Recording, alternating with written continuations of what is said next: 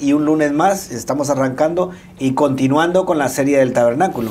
Sí, la cuestión es, si me permites hacer una previa, el tabernáculo, que de repente algunos que quizás no han visto pueden ver los vídeos anteriores. El tabernáculo, ¿por qué lo estudiamos? Porque hay gente que, no sé si le habrá pasado a mucha gente, pero a mí me ha pasado no lograr entender cosas del Antiguo Testamento. Entonces, el Antiguo Testamento es sombra y figura del Nuevo. En el Antiguo Testamento está veladamente mostrado la historia del Nuevo.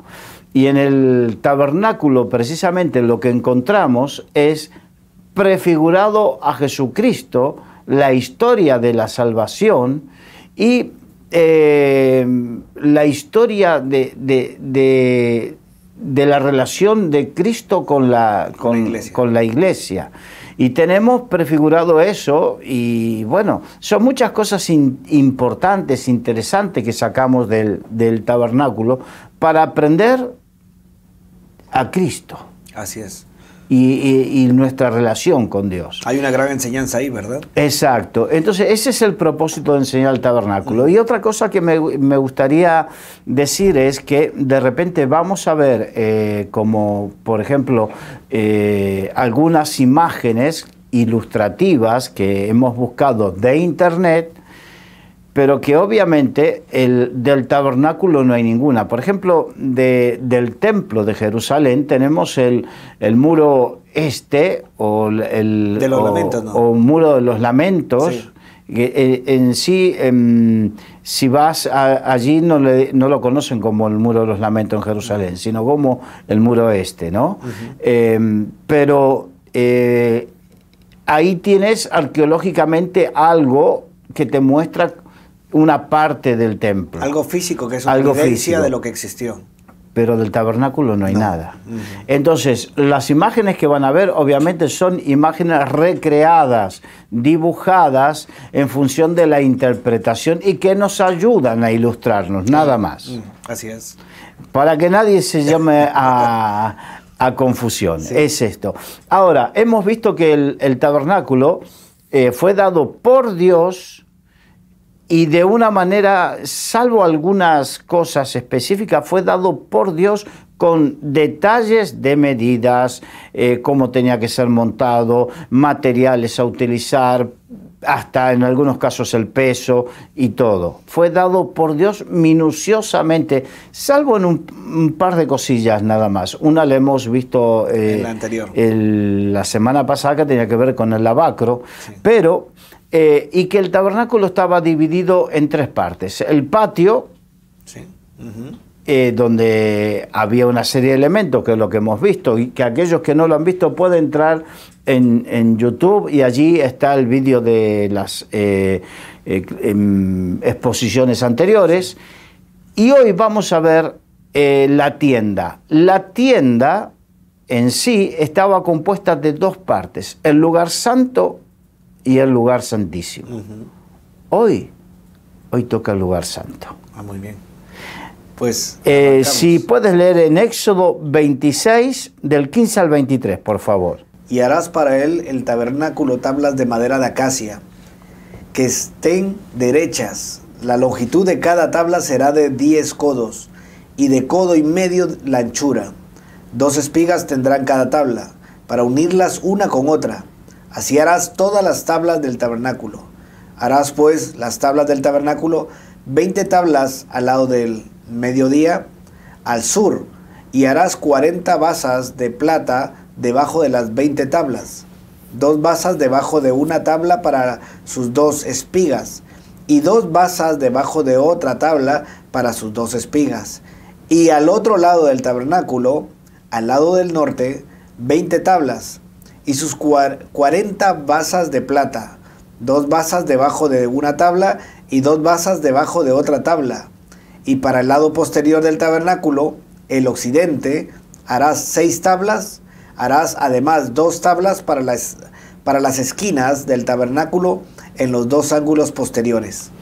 Así que vemos que el tabernáculo estaba hecho de cortinas, la parte exterior, pero la parte interior estaba hecho de tablas. Sí, de acacia. De madera de acacia, ¿no?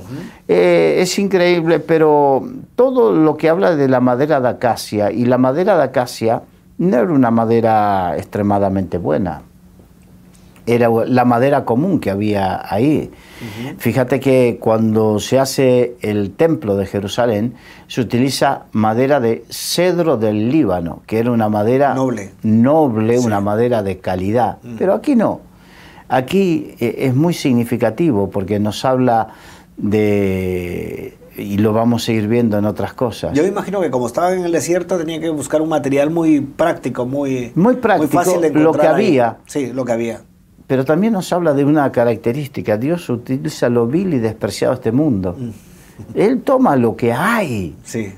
Tu vida, mi vida. Él no está buscando el cedro del Líbano, Él está buscando una madera de acacia. De acacia. Porque lo importante es lo que Él hace. Exacto. Ya ahí tenemos el primer ejemplo y la primera detallecito donde nos muestra la gracia de Dios, ¿no? Sí. Porque todo tiene un simbolismo. Ahora, esta tienda estaba construida por, en total, 48 tablas de madera de acacia que estaban cubiertas de oro. Fíjate, esto es lo importante. Lo importante es que una vida puede ser insignificante en cuanto a que no puede ser el más preparado, quizás no es el mejor, no eres el más inteligente, no eres el más guapo, pero no importa, Dios te recubre de su gloria, porque el oro simboliza la gloria de Dios. Entonces Dios te recubre de su gloria. Esto acordemos, no porque cuando veamos acerca del Arca del Pacto es muy significativo. Entonces tenemos madera común recubierta de oro. Pues mira. Hombres y mujeres comunes recubiertos, llenos del Espíritu Santo, recubiertos de la gloria de Dios. Amén. Por eso, si de repente tienes ese llamado, no empieces, es que yo no sirvo, es que yo no puedo, es que yo esto, es que yo lo otro. Es que si hiciese un casting Dios para llamar al ministerio, no encontraría ninguno apto. Sí. Y si no vemos la Biblia, los personajes, la gente que Dios escogió, a un Moisés, que era torpe para hablar, vemos a, no sé, hay varios personajes que tienen sus características. Es que precisamente me diste la pauta en función de algo que hablé ayer con un hermano precioso que nos ayuda en todo esto, es que próximamente haremos una serie acerca de los personajes de la Biblia, los pros, los contras, los puntos fuertes, los puntos débiles, para que veamos que Dios no escoge, no hace un casting del más apto, hace un casting del corazón, porque Dios lo que está buscando son corazones. Sí. Después Él los recubre de su gloria como estas maderas de acacia. Amén, así es. Eso es lo importante. Ahora, la tienda estaba dividida en dos partes, ¿no? Sí. Dos partes. Lugar santo y el lugar santo y el lugar santísimo. Sí. Hoy vamos al lugar santo y en la próxima vez iremos al lugar santísimo.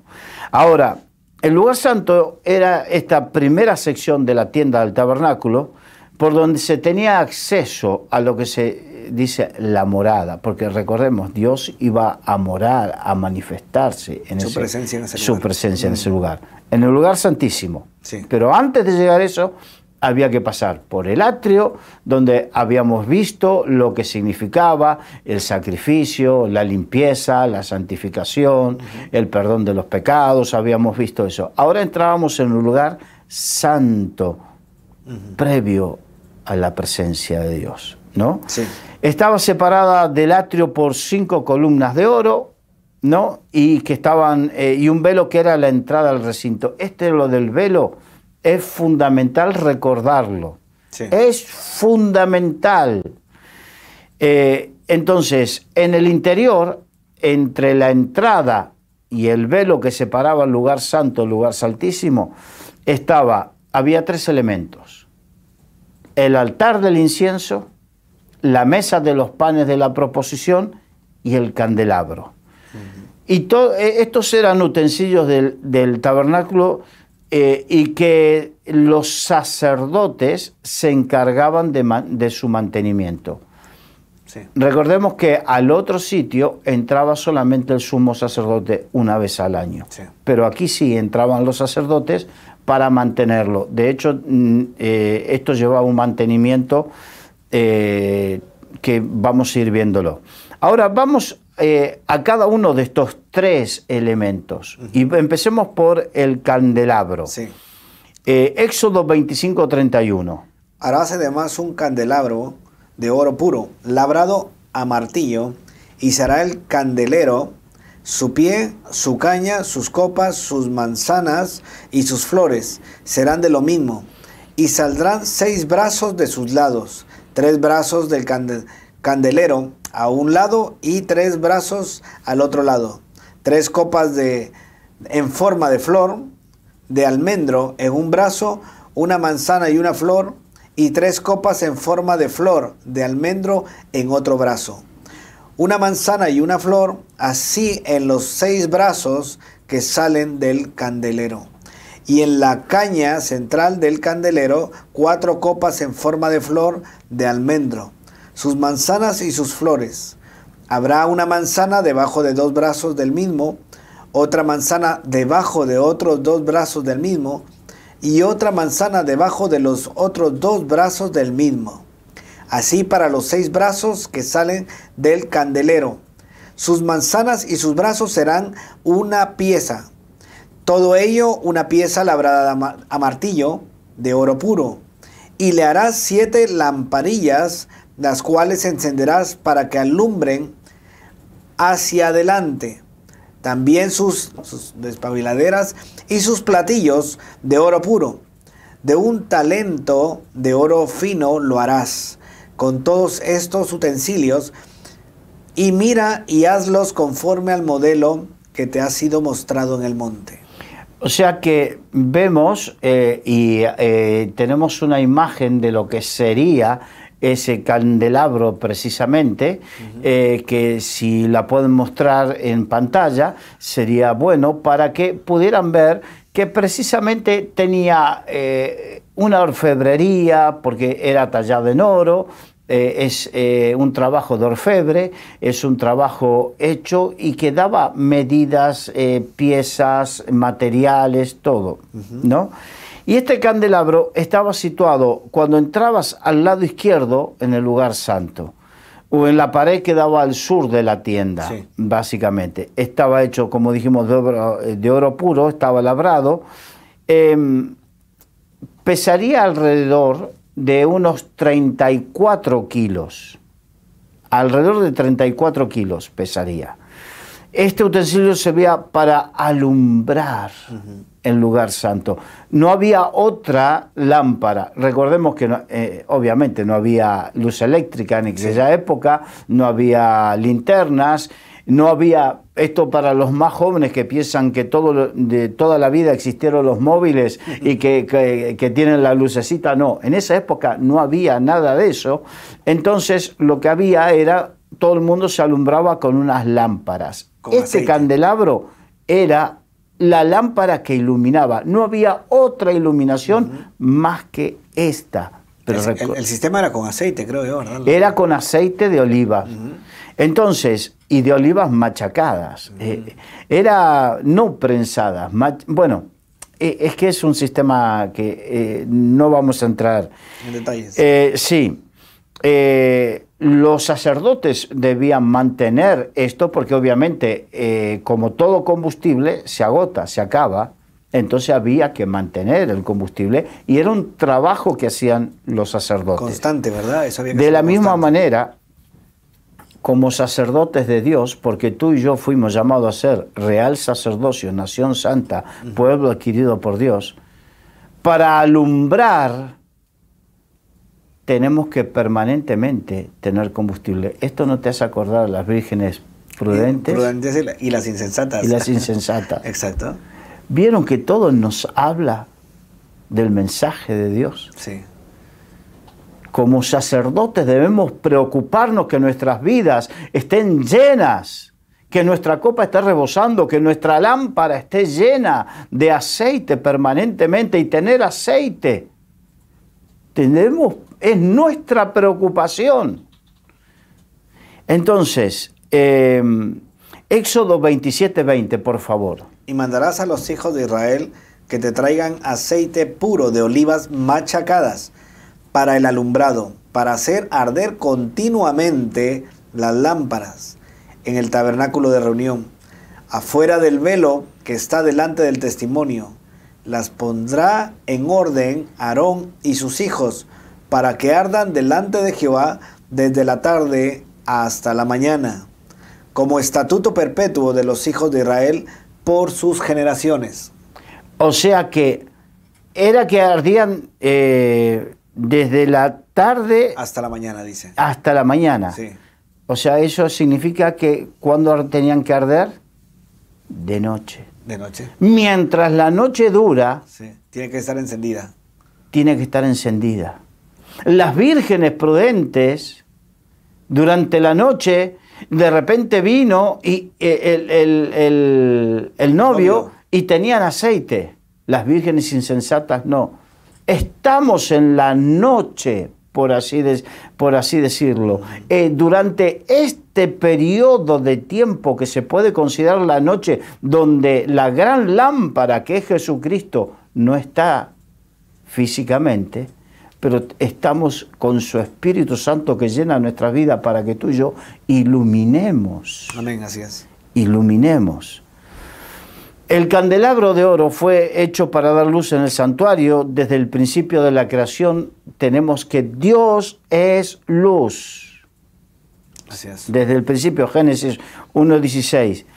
Y como un tipo de la verdad espiritual, el sol, por ejemplo, la lumbrera mayor, la Biblia dice que el sol y la lumbrera mayor es un tipo de Cristo, y el sol de justicia, en Malaquías 4:2 dice, y también está la lumbrera menor. La lumbrera menor es la iglesia. ¿Saben por qué? Hay un hecho de la física, y es que el sol tiene luz propia. La luna no. No, es un reflejo.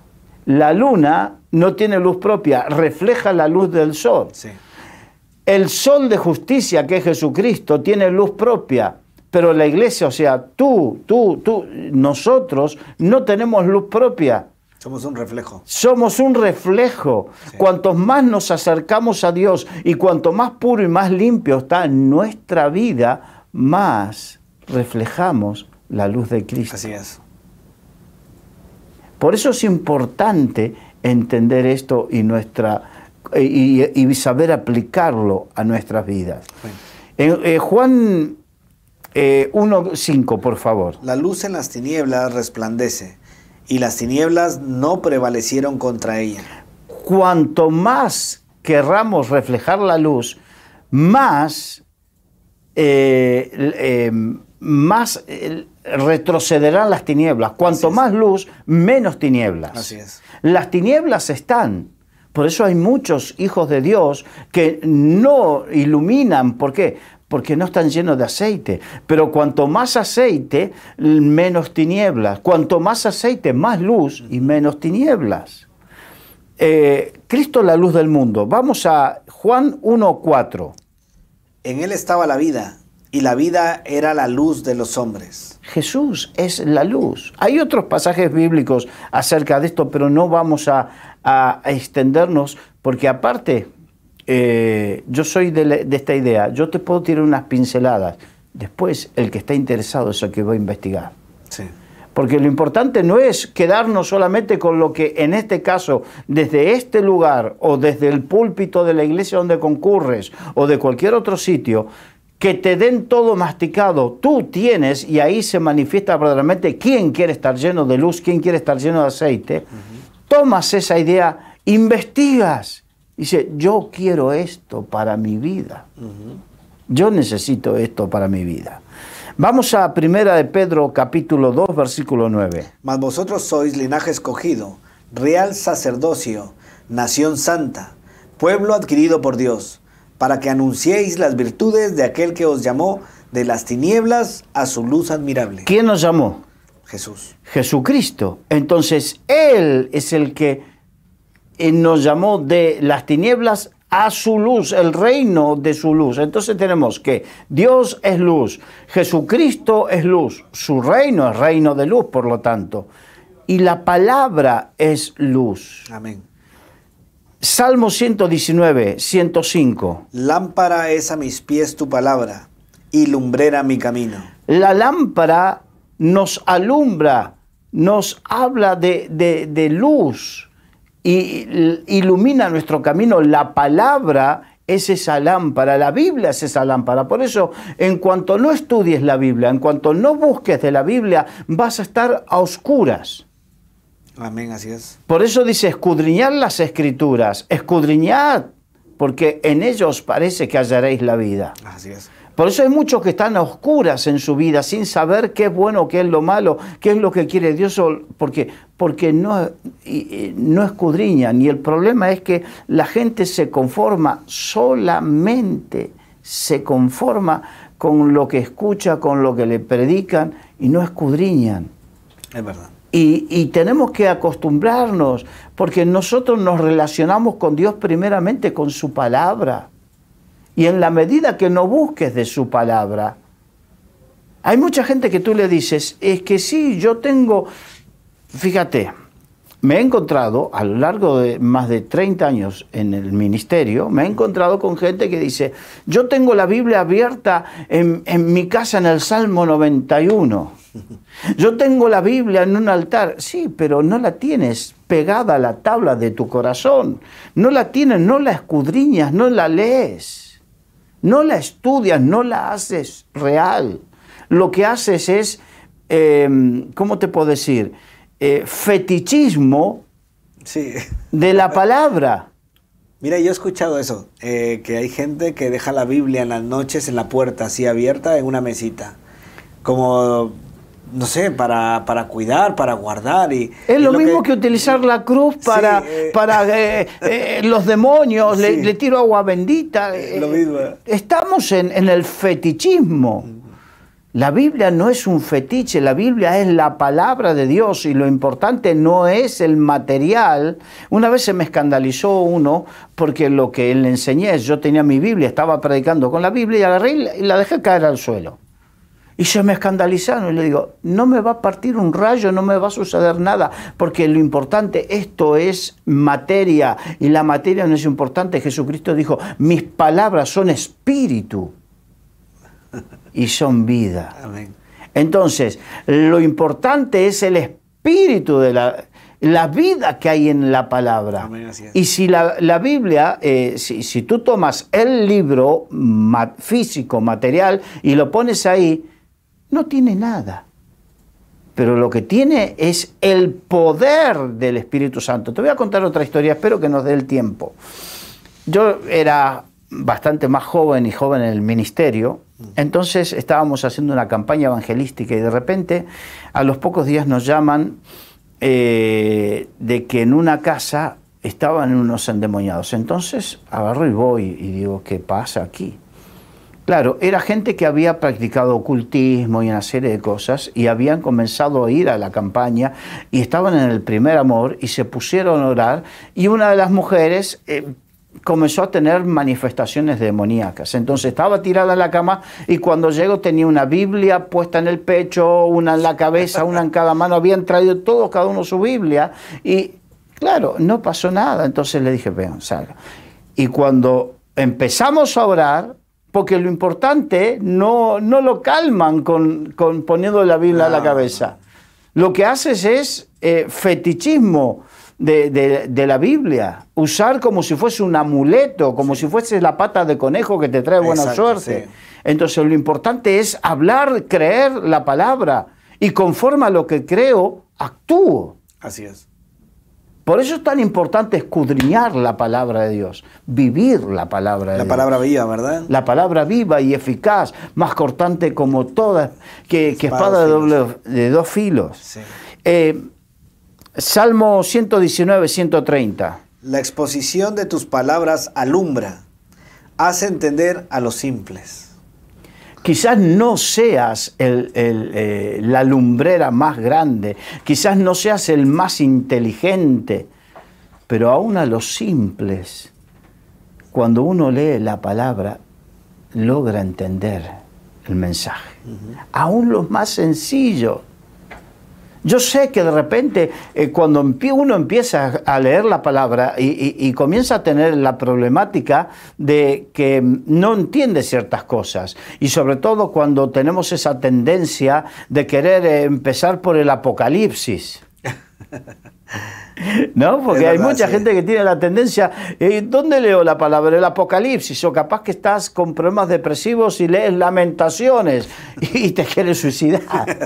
Pero cuando verdaderamente empiezas de todo corazón a leer la palabra, a leer el mensaje de Jesucristo, hay gente que dice, pastor, ¿dónde puedo empezar a leer la Biblia? Bueno, empieza en los Evangelios, empieza por los Salmos, no te vayas a Apocalipsis. Sí. Entonces, lo más sencillo, la exposición de la palabra alumbra, es luz. Cuando uno tiene incertidumbre, oscuridad acerca de su vida, de su futuro, de cosas, no hay nada mejor que acercarse a la gran lámpara que es la palabra de Dios. Y es interesante lo de la exposición de la palabra, porque Pablo escribe una carta a los Corintios también donde cuando se expone la palabra, hay una batalla espiritual ahí, sí, derribando argumentos, razonamientos, cuando se expone la palabra.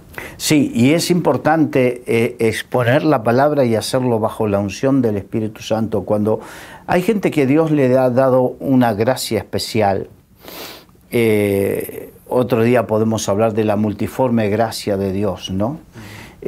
Hay gente a la cual Dios le dio una gracia especial de exponer la palabra de manera que la gente logre entender y comprenderla.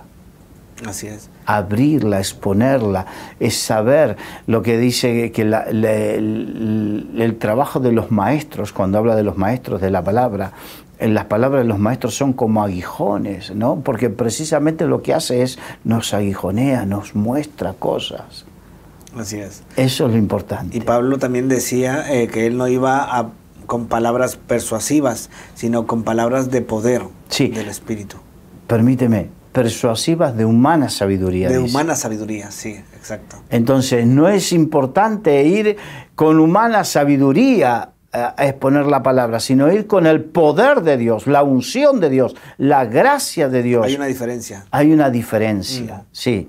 La palabra libera, la palabra transforma, la palabra produce fe, la palabra muestra negro sobre blanco, muestra la verdad sobre la mentira. Sí. La palabra produce cosas tan maravillosas. Por eso es tan importante que ores y leas la palabra. Y que escudriñes, sí.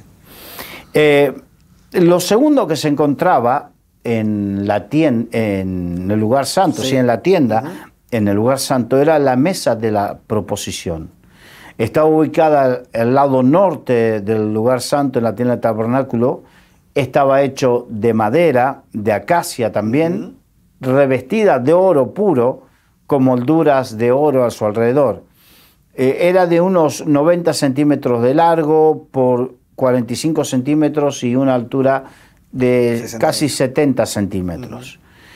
Tenía sus platos, tazas, cucharones, estaban hechos todos de oro puro, porque así lo había establecido Dios. Sí.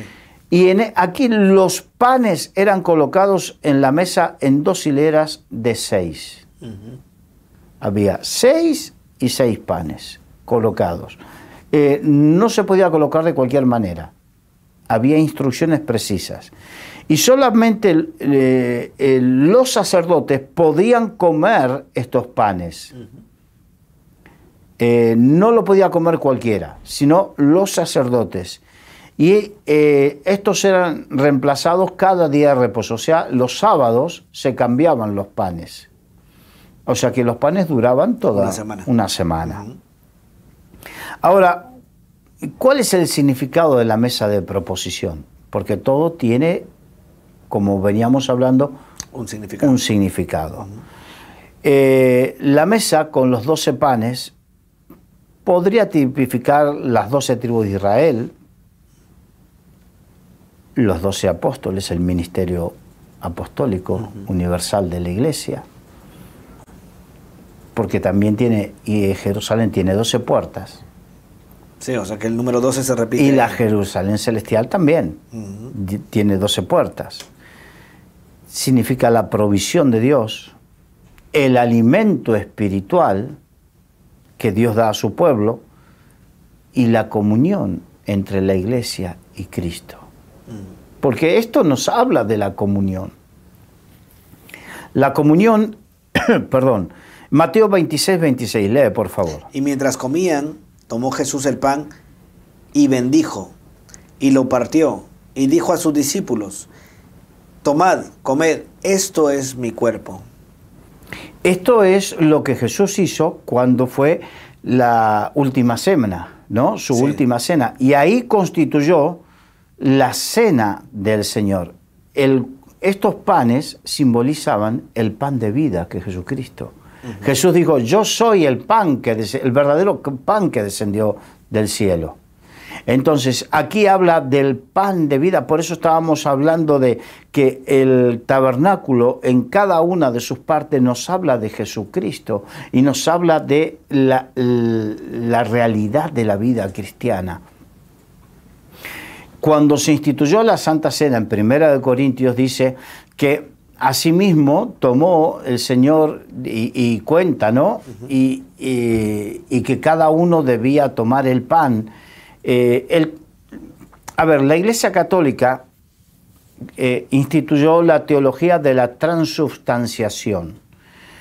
¿Qué es eso? Que literalmente ellos creen, literalmente, que el pan y el vino, o lo que ellos utilizan, se transforma literalmente en el cuerpo y la sangre de Jesucristo. Estaríamos hablando de, yo sé que esto puede ser canibalismo, ¿no? Sí. Pero no es así, no se transforma literalmente, es un símbolo. Sí. ¿Qué significa que es un símbolo? Lo que estoy haciendo es algo que recuerda precisamente mi comunión con Dios.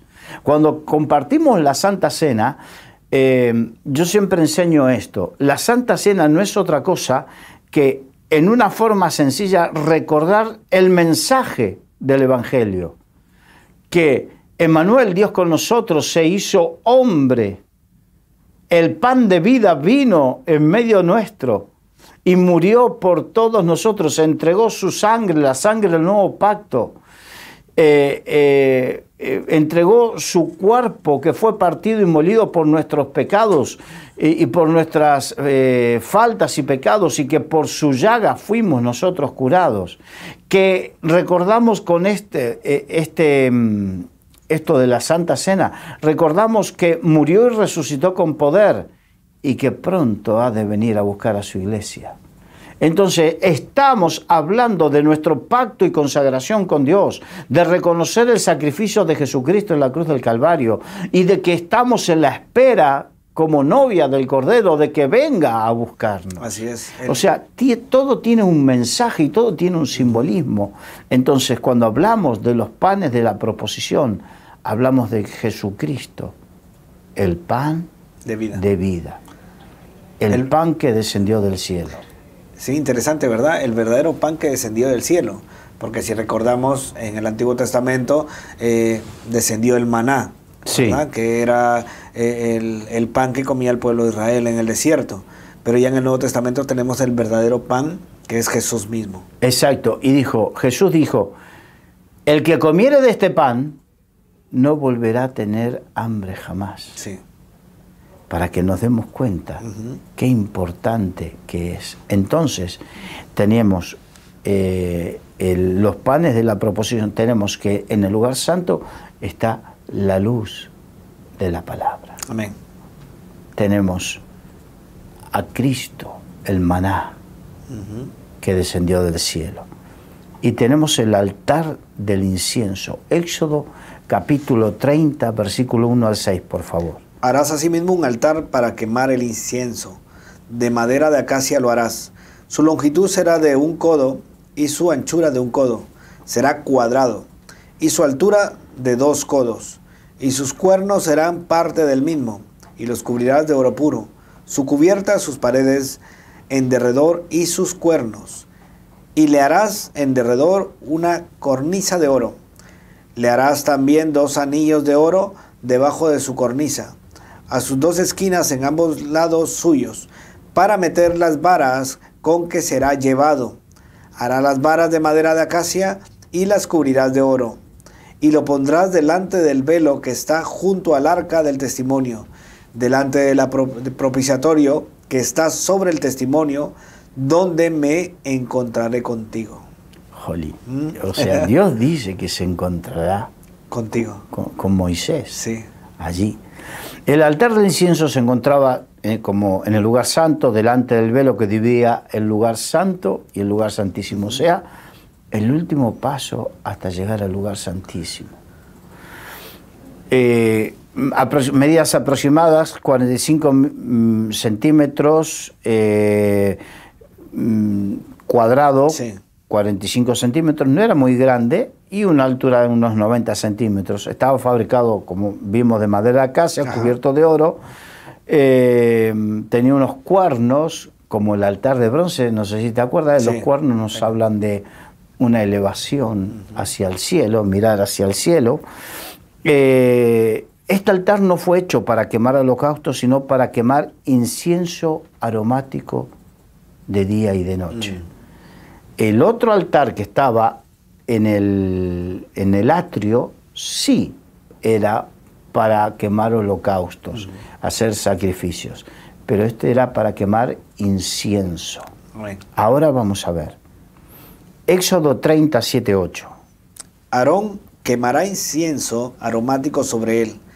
Cada mañana cuando aliste las lámparas lo quemará. Y cuando Aarón encienda las lámparas al anochecer, quemará el incienso.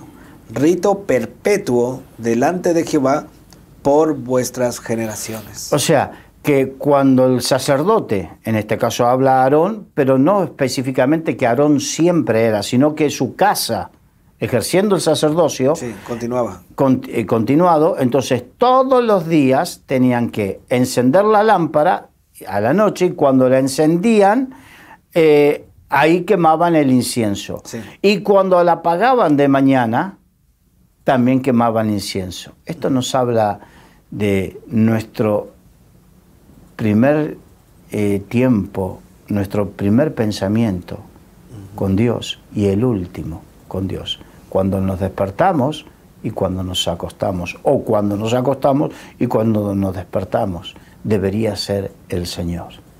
Y ese material es como olor fragante, ¿verdad? Es claro, nuestro tiempo con el Señor. ¿Por qué? Porque el Señor es el principio y el fin de todas las cosas, el primero y el último. Y debería ser nuestro primer pensamiento y nuestro último pensamiento. Podría ser también como nuestras oraciones, ¿verdad? O sea, es que precisamente el incienso simboliza las oraciones de los santos. Amén, así es. Simboliza la oración, la alabanza, la adoración. La Biblia habla mucho de que el incienso y la alabanza y la adoración y la oración suben al Señor. Salmo 141, 2. Suba mi oración delante de ti, como el incienso, el don de mis manos como la ofrenda de la tarde. Nuestras oraciones suben como incienso delante del Señor. Por eso es importante orar. Cuando nosotros oramos, eso, bueno, no todas las oraciones agradan a Dios. Dios quiere que oremos, pero hay cosas que suben como olor fragrante y hay cosas que no suben como olor fragrante. De hecho, ofrecieron incienso, fuego extraño que Jehová no pidió en una oportunidad. Sí. O sea que no todas las oraciones agradan a Dios. ¿Por qué? Cuando hay rencor, cuando son oraciones egoístas, cuando estamos pidiendo el mal del prójimo. Hay cosas que Dios no oye, no agradan a Dios.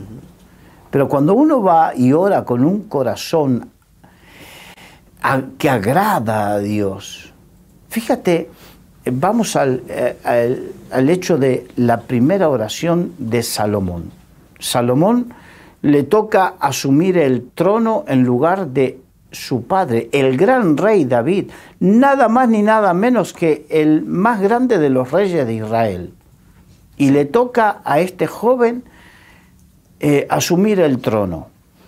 Entonces hace un gran holocausto y de repente se le aparece el Señor de noche y le dice: pídeme lo que quieras, que yo te lo daré.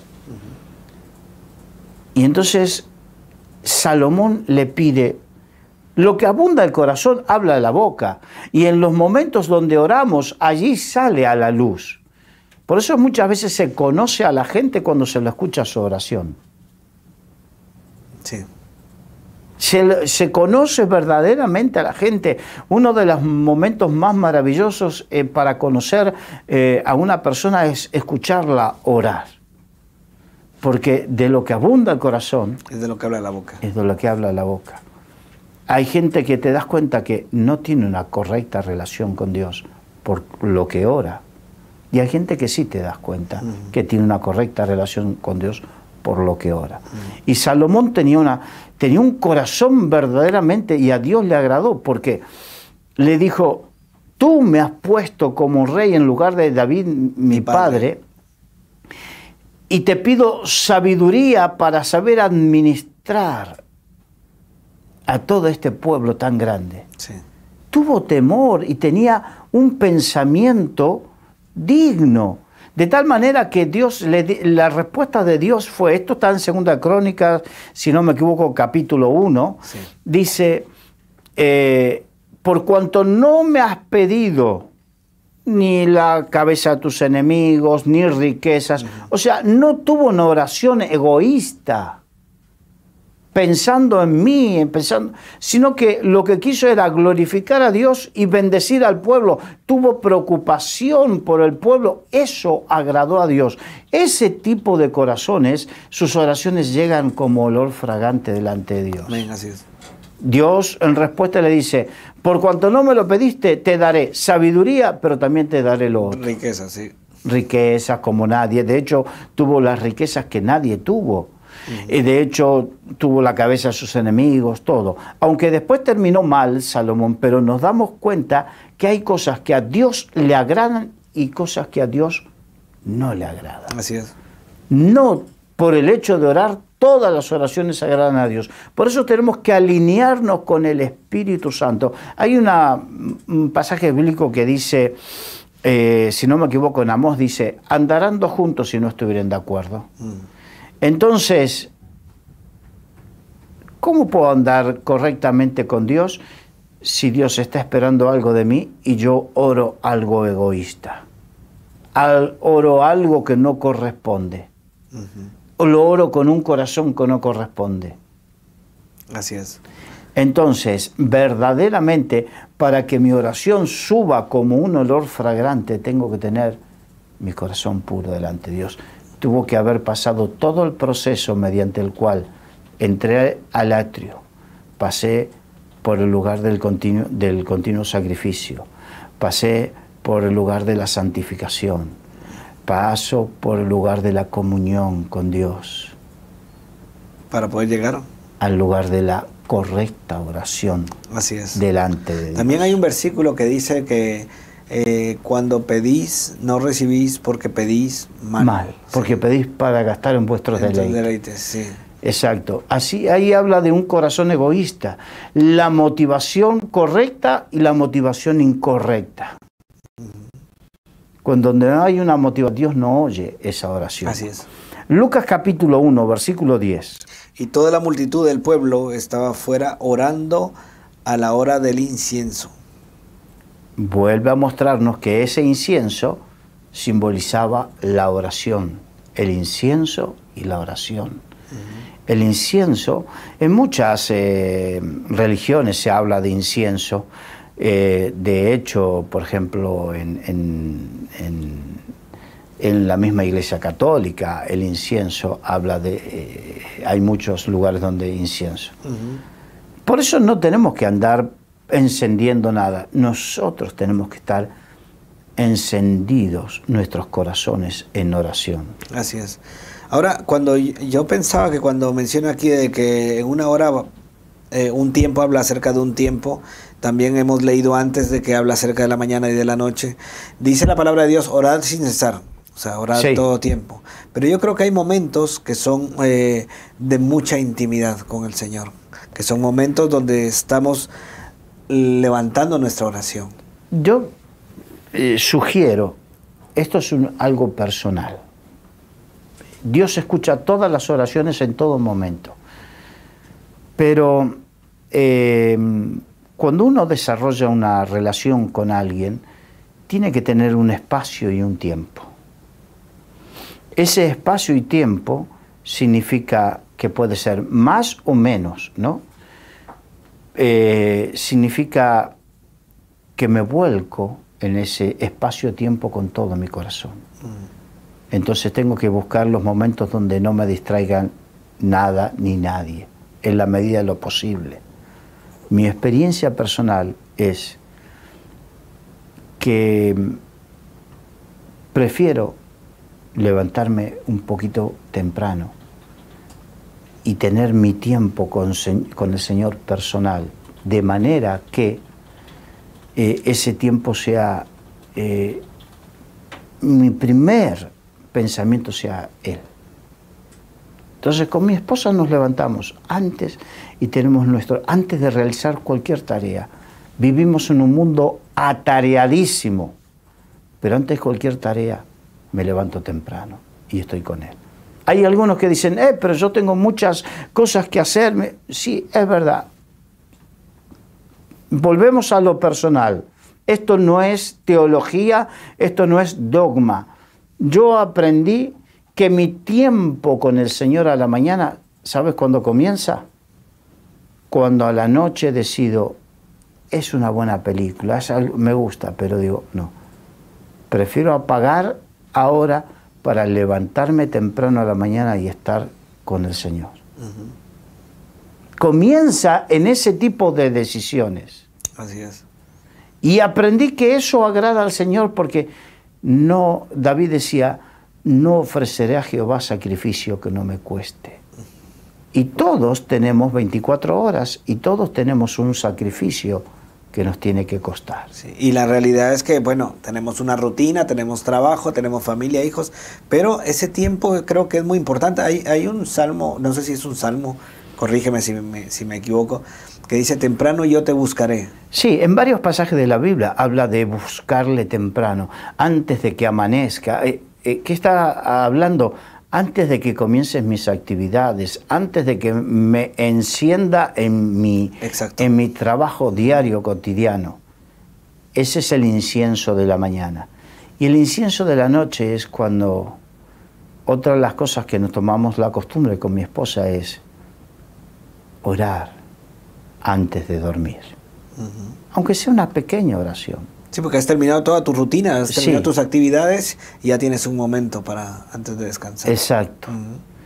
Eso es lo que no es dogma, no es doctrina, es aplicar lo que entiendo para mi vida y que quizás a alguien le pueda valer y le pueda servir. Sí. Otra de las cosas, si me permites, veo que esto que se hacía en ese lugar era continuo, o sea, no se podía dejar de hacer, eso era todos los días. Sí, es permanente. Lo que sí tengo que decir que oramos todos los días, pero hay días que sí, que por alguna circunstancia, que nos acostamos más tarde, que tenemos otras obligaciones, lo que sea, puede ser que no nos levantemos tan temprano, pero sí oramos todos los días.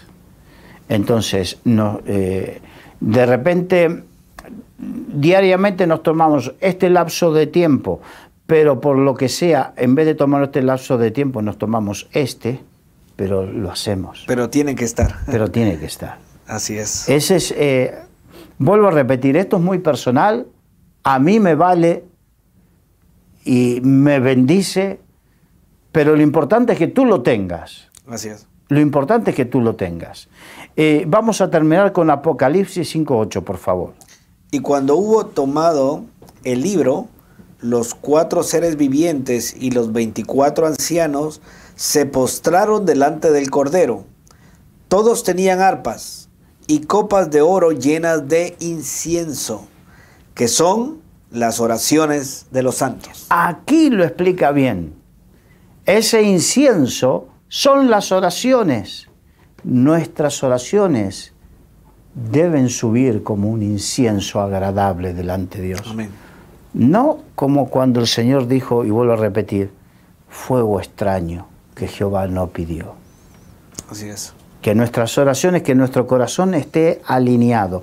Cuando pasamos el proceso, por eso el tabernáculo nos muestra el proceso para ir llegando a una comunión más plena e íntima con Dios, ¿no?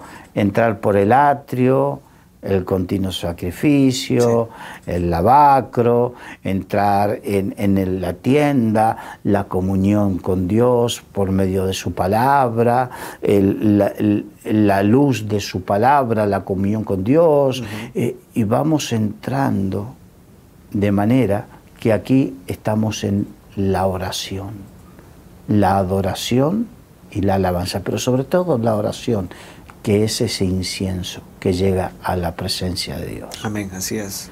Y entonces, pero todo, por eso es tan importante, cuando vamos estudiando, vamos encontrando los procesos normales y naturales que el Señor nos va mostrando para poder llegar al lugar santísimo. A su presencia. Que es donde se manifiesta su presencia. Y que muchas veces decimos, Señor, que se manifieste tu presencia en nuestra vida, o ¿por qué no está tu presencia en nuestra vida? Bien. Comienza a desandar los pasos. Hay que evaluarse, ¿verdad? Evaluarse.